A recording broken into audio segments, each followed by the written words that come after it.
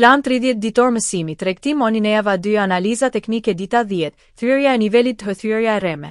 Në ditën 10 mëson një nga realitetet më të vështira për të pranuar në tregtim. Tregu jo gjithmonë thyen nivelet për të vazhduar, shpesh i thyen për të mashtruar. Kjo ditë ndihmon të kuptosh dallimin mes thyerjes së vërtetë të nivelit dhe thyerjes së reme, si dhe mënyrat se si tregu manipulon nxitimin, frikën dhe lakminë e fillestarëve. 1. Çfarë është thyerja e nivelit? Thyerja e nivelit ndodh kur çmimi kalon qartë dhe bindshëm.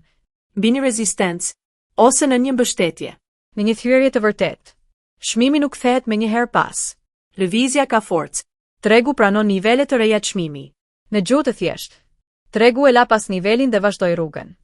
Di çfarë është thyerja e reme? Thyerja e reme ndodh kur çmimi kalon përkohësisht një nivel. Nxit hyrjen e shumë tregtarëve dhe më pas kthehet me forcë në drejtim të kundërt.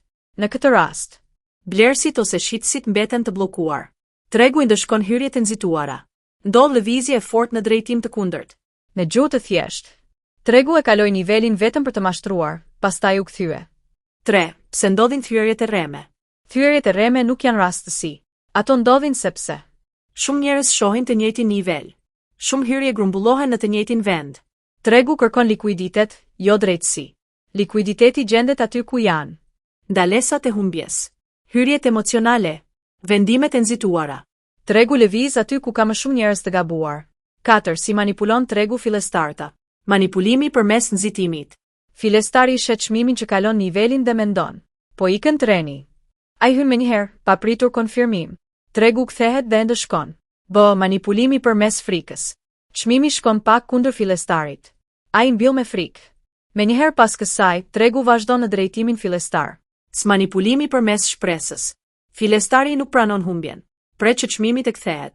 Humbja zmadhohet. Tregu nuk manipulon çmimin, manipulon emocionet. 5. Si të dallosh thyerjen e vërtet nga thyerja e reme? Nuk ka siguri absolute, por ka shenja të rëndësishme. Shenja të thyerjes së vërtet. Shirini me trupa të mëdheni. Mbyllje e qartë përtej nivelit. Shëndrim mbi ose në nivel. Rikthim i lehtë dhe vazhdim. Shenja të thyerjes së reme. Hije të gjata përtej nivelit. Trupa të vegjël. Kthim i shpejt brenda zonës. Reagim i fortë në drejtim të kundërt. 6. Gabimi më i madh i fillestarëve.